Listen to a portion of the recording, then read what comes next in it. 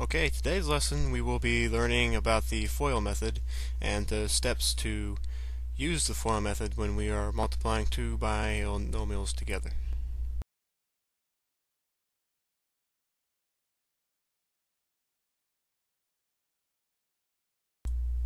We will start with the basics of polynomials multiplying together, making a binomial.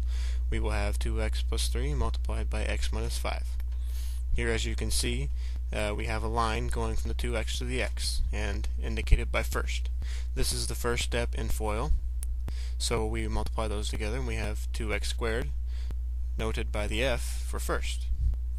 Here we'll move on down, and we will follow the line in the second line here as it goes from 2x to negative 5, and we will label this as outer because the outer two terms in the polynomials that are multiplied together.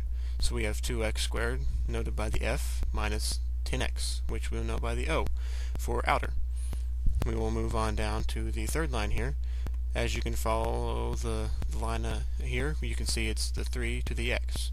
This is the inner two terms of the polynomial. So we have 3 times x. So we'll have 2x squared, noted by the f again for first, minus 10x, noted by the o for outer, and we will have plus 3x for the two inner, and that's noted by the I.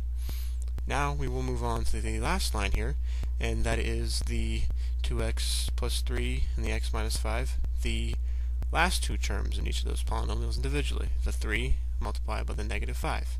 So we'll have 2x squared equals the f, which we noted, minus 10x for the o, plus 3x for the I, and minus 15x, or minus 15 for the last two terms, as it's noted by the L.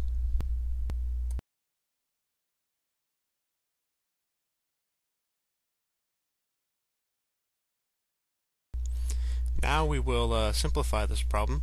We have the 10x and the 3x having the same variable in it, so we will add these together or subtract one from the other to reduce the polynomial. So we will end up with 2x squared minus 7x minus 15 as our final answer for the problem.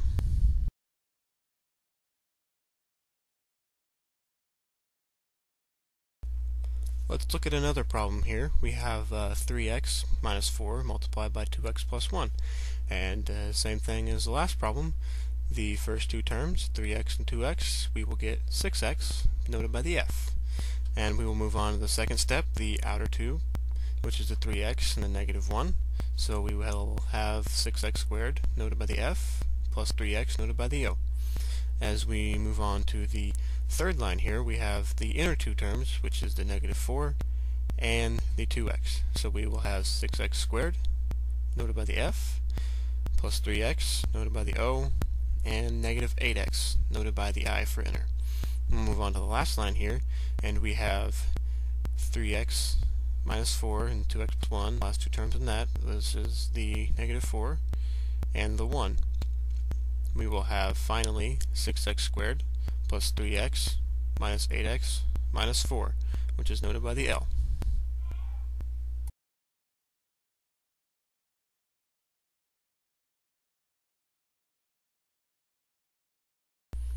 And again, let's simplify the problem here with the positive 3x and the negative 8x, which will leave us with 6x squared minus 5x minus 4 for our final answer.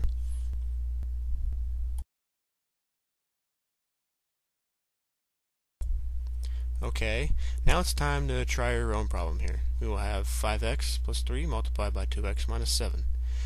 Please take a few minutes now to work out this problem, and we will see what you come up with. Okay, your final answer should be 10x squared minus 29x minus 21.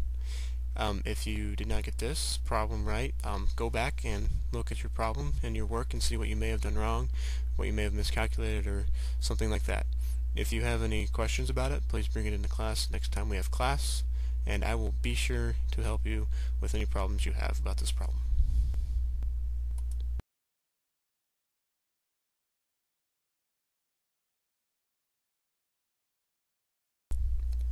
Alright, let's move on to a little bit more of a complicated problem here. We'll introduce two variables, 2a minus 5b times 7a plus b.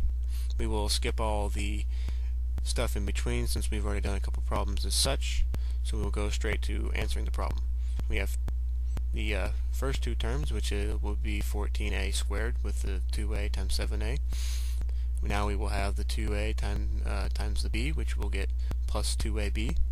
Then we'll move on to the inner two, which is negative 5b times 7a, which we get negative 35ab. And then we'll do the last two terms, which is the negative 5b and the b. So we will get negative 5b squared for last.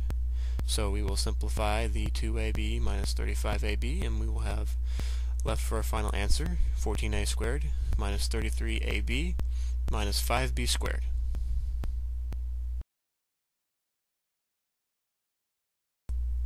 Okay, let's try one more on your own here. We will have 10w plus 3z multiplied by w minus 6z. Take a few minutes now to go over this problem and work through it, and we will see what you come up with. Okay, what you should have gotten here is 10w squared minus 57wz minus 18z squared. Now, again, if you did not get this problem right, I really encourage you to go back and review your work to see if you added something wrong or multiplied something wrong. But if you still can't understand why the problem is wrong, please bring the problem in the class and I will work with you to figure out what the problem is.